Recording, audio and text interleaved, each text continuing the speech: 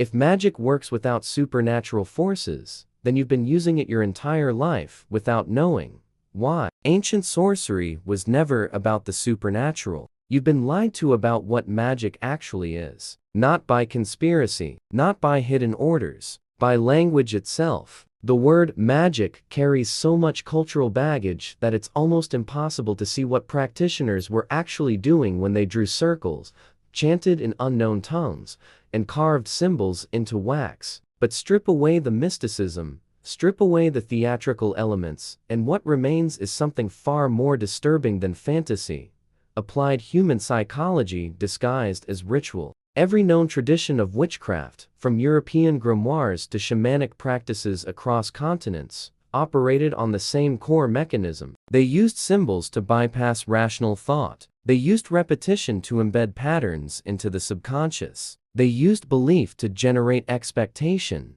and expectation to alter behavior. None of this required gods, spirits, or violations of physics. It only required understanding how human minds process meaning, emotion, and action. Think about what actually happened during a spell. A practitioner would enter a specific mental state through controlled breathing, focused attention, visualization of desired outcomes. They would engage multiple senses: sight through symbols, sound through spoken words, touch through physical gestures, sometimes smell through incense. This wasn't random. It was deliberate sensory anchoring, creating a peak emotional state tied to specific intention. But here's what almost no one notices. Modern neuroscience has confirmed that the brain doesn't distinguish well between vividly imagined experience and actual experience. When you visualize something with enough sensory detail and emotional intensity, your nervous system responds as if it's real. Neural pathways form,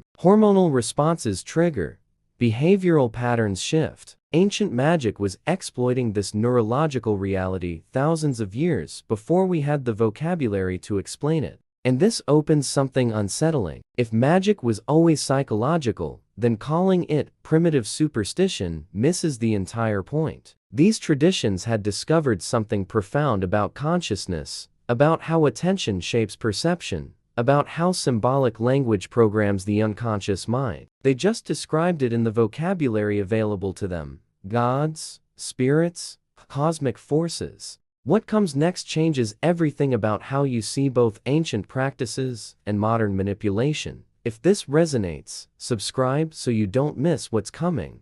How belief becomes biology without you noticing. Your body doesn't know the difference between a symbol and a threat. Show someone an image associated with danger, and their cortisol spikes. Show them an image associated with safety, and their nervous system calms. This happens before conscious thought, before logic, before choice. And occult traditions built entire systems around exploiting exactly this response. When a medieval sorcerer created a sigil, they weren't just drawing pretty patterns. They were encoding complex intention into a single visual form that the unconscious could process instantly. The conscious mind might forget the goal. The symbol wouldn't. Every time the practitioner saw that mark, their entire psychophysiology shifted toward the programmed state. Focus intensified. Relevant opportunities became visible. Obstacles seemed less insurmountable. Now, let the modern world through this lens. Corporate logos aren't just branding. They're psychological anchors tested across millions of exposures to trigger specific emotional responses. A swoosh means movement,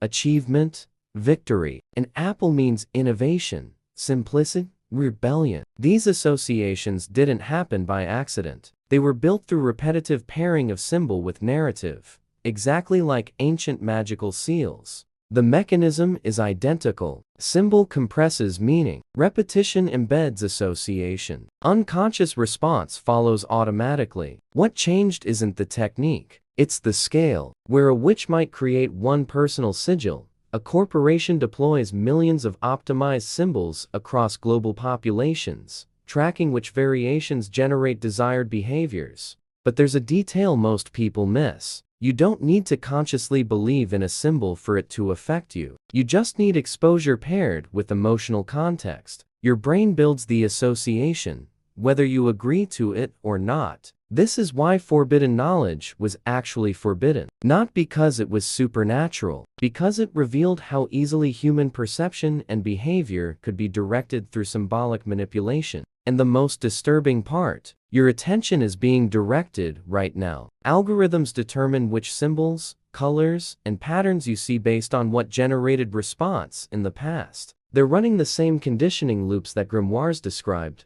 just with data optimization instead of candles. Drop a comment if any of this is landing for you.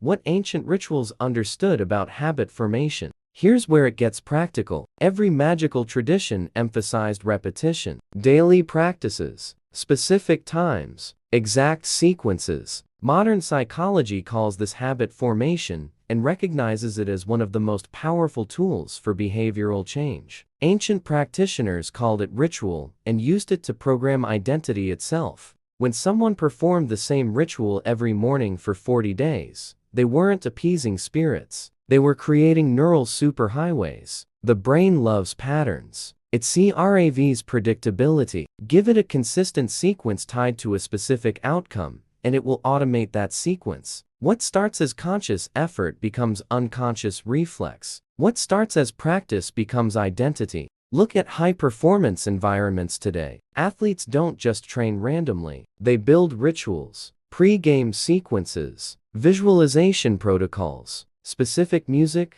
specific movements, specific mental frames activated in specific order. This isn't superstition. It's deliberate state management. It's using ritual structure to trigger peak performance. Psychology on command. It's ancient magic with modern terminology. But here's the insight that shifts everything. Ritual doesn't work because the universe responds to your actions. It works because your nervous system responds to consistency. When you do the same thing in the same way at the same time, while focusing on the same intention, you're training your unconscious mind to associate that pattern with that outcome. You're building Pavlovian triggers for internal states. And once that pattern is established, once that neural pathway is deep enough, you don't need willpower anymore. You don't need motivation. You just need the trigger. The ritual becomes the activation key for an entire psychological state. This is why practitioners guarded their personal rituals so carefully. Not because the specific actions mattered cosmically, because those actions had become their access codes to power states.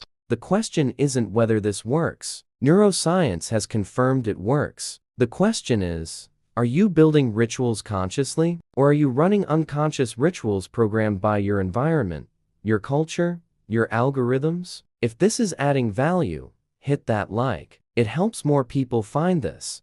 The spell that actually works in modern life. You want something actionable, something you can use today that carries the same psychological power ancient practices wielded? Here it is. It's called the Identity Anchor Protocol, and it's devastatingly effective because it targets the exact mechanism magic always used: symbolic compression of intention into repeated action. Every evening, before sleep, you write one sentence describing who you became that day, not what you did, who you were. Today, I was someone who spoke truth even when it was uncomfortable. Today, I was someone who saw possibility instead of limitation.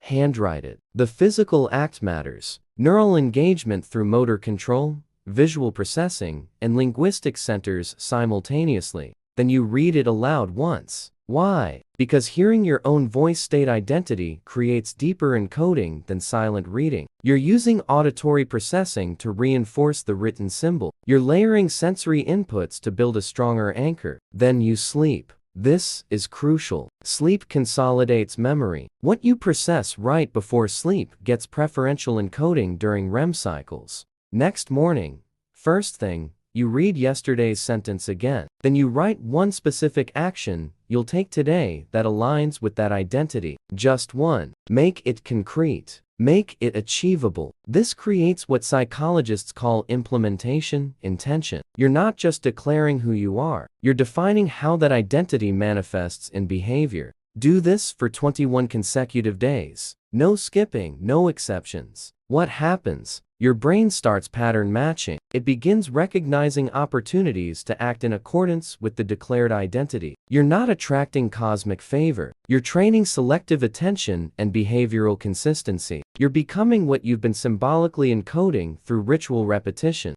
Ancient practitioners called this invocation. Modern therapists call it identity-based habit formation. The structure is identical: symbolic statement, repeated exposure, behavioral reinforcement, consolidated identity. It works because it doesn't depend on belief in external forces. It depends only on your nervous system doing what it evolved to do: adapt to consistent environmental input. This is magic stripped to its psychological core. No mysticism required, just mechanism. And mechanism, unlike mysticism, is replicable, testable, undeniable. Consciousness is the only real power you ever had. So here's what nobody wants to admit. Magic was never about bending reality to your will. It was always about bending your perception, your attention, your behavior to align with intention. And that's not less powerful than supernatural intervention. It's more powerful because it's actually real. Because it works in the only place reality ever actually happens: inside your awareness. When ancient practitioners spoke of summoning forces, what were they actually doing? They were summoning aspects of their own psychology: courage, clarity, rage, focus. They externalize these as entities because the human mind responds more powerfully to personified archetypes than to abstract concepts. You don't just feel more confident. You invoke the archetype of the warrior, the king, the magician. You embody that pattern fully, and embodiment changes everything. This appears everywhere in human culture. Athletes talk about being in the zone, a flow state they access through specific mental preparation. Performers talk about becoming the character, a transformation achieved through symbolic costume and rehearsed identity. CEOs talk about executive presence, a power state triggered by environmental cues and practiced behaviors. All of it is applied magic with sanitized language. And here's the final piece. If magic is psychological, then it never stopped working. It just became invisible to people who stopped looking for it. Marketing is magic designed to generate desire. Politics is magic designed to shape collective belief. Technology is magic designed to modify behavior at scale. Algorithms are digital sigils that learn your patterns and show you personalized symbols engineered to trigger specific responses. But now, you see it. You see that symbols only control those who don't recognize them. You see that belief only imprisons those who inherit it unconsciously. You see that the real hidden knowledge was never about spirits or cosmic forces. It was always about how your own mind creates the reality you experience. And when you truly understand that, when you absorb it completely, you stop being the subject of magic and become its operator. Magic isn't supernatural. It never was. It's psychological. And precisely because of that, it's real. More real than you imagine. Because it operates in the only domain where power actually exists: your perception, your attention, your choice. If this shifted something for you, subscribe. Turn on notifications so you don't miss what's next. Comment which part hit hardest.